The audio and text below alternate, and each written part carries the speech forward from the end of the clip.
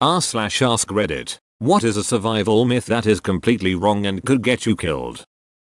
If you ever find yourself in snake country, make as much noise as possible. Most people want to avoid snakes, so stay quiet. But they are more scared of you than you are of them. Talk loudly, stomp. But obviously keep an eye and ear out for any fellas who don't want you to be there. Source: Australian. Follow flying birds to find water. They can simply be flying to spend a night anywhere, so we can't rely on them. You do not need to wait 24 hours to report a missing person. If you think someone is missing, report it as such. The faster a missing person report is filed, the greater the chance the person will be found. Sucking a snake bite. It will often make it worse. Australian doc here. There is so much misinformation on here. What you want to do is stop the venom from traveling from the site of the bite into the lymphatic system and then into the bloodstream. Do not suck, cut, wash or otherwise investigate the wound. Edit. Do not try to catch or kill the snake. Identifying the kind of snake is not worth the risk of a second bite and the delay in getting to your other priorities. Priority 1: get away from the snake. Priority 2: get help. Get someone nearby to call an ambulance, or worst case scenario, call yourself. Edit. Leaving this here because it's hilarious. Priority 3: stay still. Moving your muscles is what helps pump the fluid through your lymphatic system and to the lymph nodes, where it can enter the bloodstream quickest. Ideally keep the bite below your heart, but immobilization is the most important thing.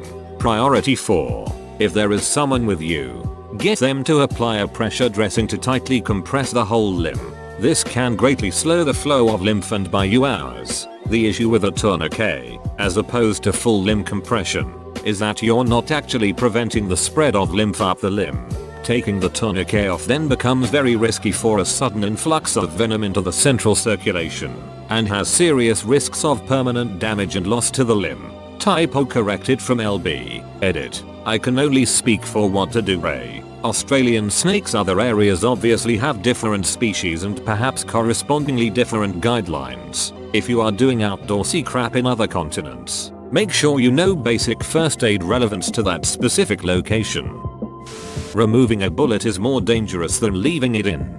Trying to remove it can tear vital organs. It can be pushed in even deeper, or removing it can cause the person to bleed out. Yep, there is pretty much no reason to ever go digging around in a gunshot wound in the field with a pair of pliers, trying to get a bullet out. Your only goal is to control bleeding and, if possible, prevent infection, and then get to a hospital, because if you got gut or chest shot, you're going to die in one of many horrible, slow ways if you don't get into surgery. Don't eat snow to stay hydrated if you're in a winter survival situation. Losing the heat to the snow while eating it is more dangerous than dehydration. Heat it up or let it melt in a container first to lose less heat.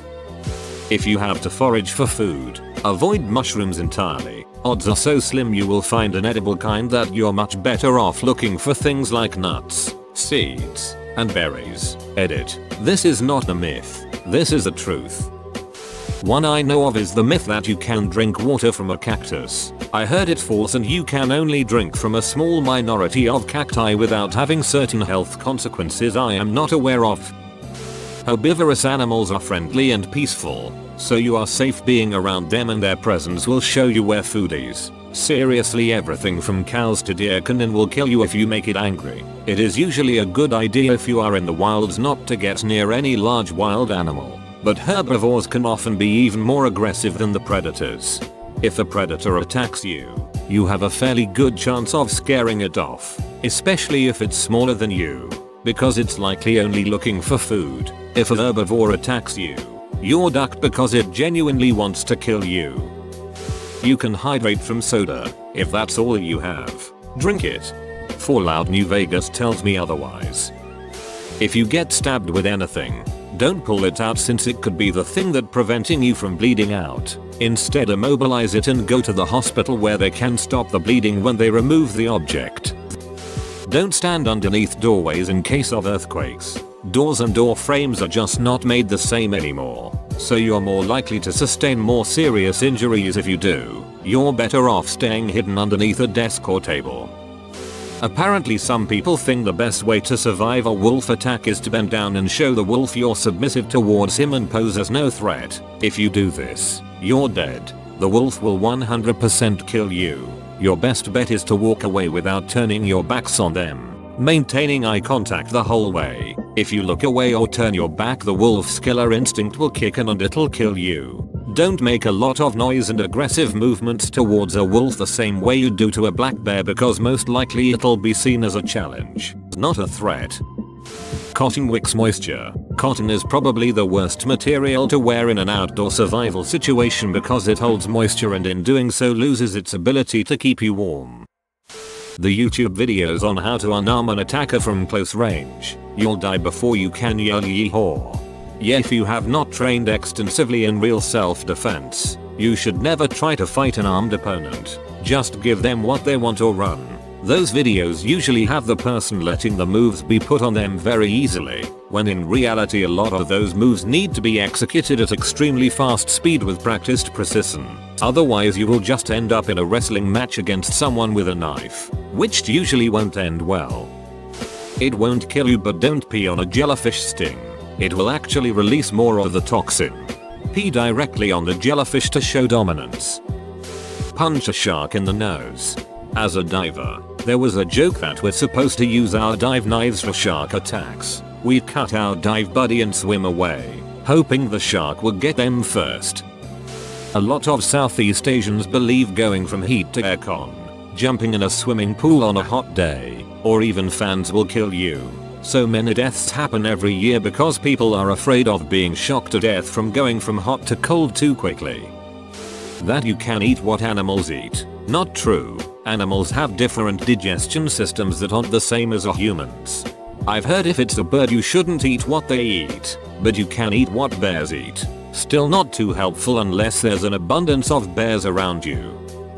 One thing you see a lot in older movies and even today is to conserve your water if you're in a desert or if you lack water. Never do that. If all you do is drink enough to stop being thirsty, the water won't reach necessary organs and parts of your body. Over time you'll be underhydrated and can suffer the effects of dehydration without ever feeling thirsty. The best usage of your water is to drink at a set interval even if you're not thirsty. Also, don't drink large amounts of water all at once. Your body won't be used to it and more of it is going to be wasted via urination than if you space out reasonably sized swigs throughout the day. In the same vein, if you are ever hiking, working, or going to be outside in hot and dry climates, leave the shorts and tank top at home, and instead go for thin and loose-fitting long-sleeve shirts and loose-fitting pants. The biggest threat to your health is the sun. Avoid direct sun exposure whenever possible. Sunblock is solid enough for shorter trips, but you're going to be sweating off even the best of the stuff, so be sure to constantly reapply when directed to, or if your skin gets too wet. Loose-fitted clothing also helps slow down how fast your sweat will evaporate into the air. Normally you want to have sweat evaporators. That is how your body will lose the excess heat, as the sweat will draw heat away from your body and cool you down when wind hits you. But in this case you're losing sweat too fast for your body to transfer much if any heat, as the sun is hot enough to evaporate your sweat as soon as you start sweating. Limiting your evaporation also stops you from wasting a ton of water via constantly sweating, which is one of the biggest factors of water loss you should avoid. Edit rewriting the entire thing for clarity. First time ever posting and it's a shock how well this has done. If you are wondering where my information comes from, I am local to one of the driest states and have heard this advice from avid hikers, construction workers, hunters, and from a coach of mine when he was doing training in the desert. One myth I have heard was that moss only grows on the north side of trees. This of course is false. Yep, I think there's only a very small handful of moss species that grow like this.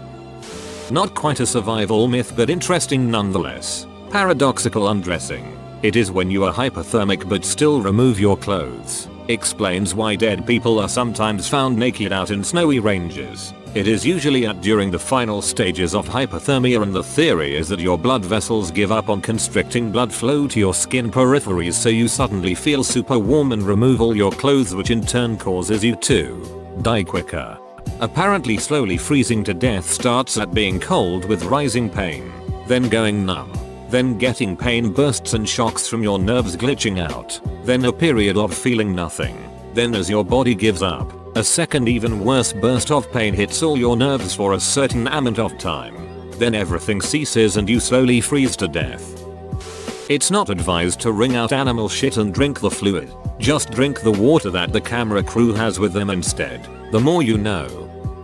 Wear a seatbelt. There's myths about it being bad if you go into a lake or there's a fire. But 1. That is an incredibly tiny proportion of car crashes, and 2. If you're in that situation, you're far more likely to be knocked out and die of inaction if you're not wearing a seatbelt. I know this is a mundane tip, but you're far more likely to be in a life-threatening car crash than be stabbed or be in a falling elevator. Wear a seatbelt. If you try jumping in a malfunctioning falling elevator at the very second it smashes into the ground, you still dead. Don't put severed parts on ice. It'll practically give the dead tissue frostbite, thus making it near impossible to reattach.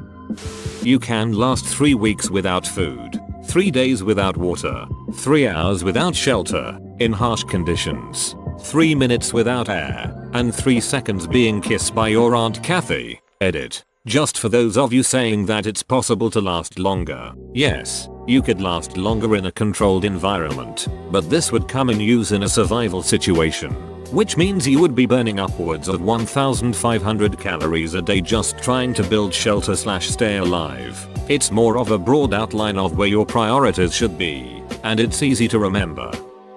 Not quite as sexy and interesting as the rest of these, but if you're walking alone at night, putting a key between each finger, with the thought that you can punch someone and they'll be impaled by 3 keys, is useless. You're much more likely to hurt the webbing on your fingers since the grip you have on each key will be really weak. Instead, put a single key between your thumb and forefinger, parallel to your thumb, and make a fist. This still isn't a great defense, but it is an improvement over simply a fist. Also, don't try to kick a man in the crotch unless you have an amazing shot, in which case, you're probably better off running anyway. If you miss or don't kick hard enough, both of which are more likely in the case when you're likely panicking, you're just going to cause mild discomfort and piss him off even more. Curing an eye infection with your urine is dangerous. Let me repeat that. Do not under any circumstances put your urine in your eyes. Head to the doctor. Even waiting it out is better. Whoa. You made it to the end? You're a ducking beast. I'll cut you a deal. Smash like and subscribe for more curated content, bruh. It's free and that's a great price.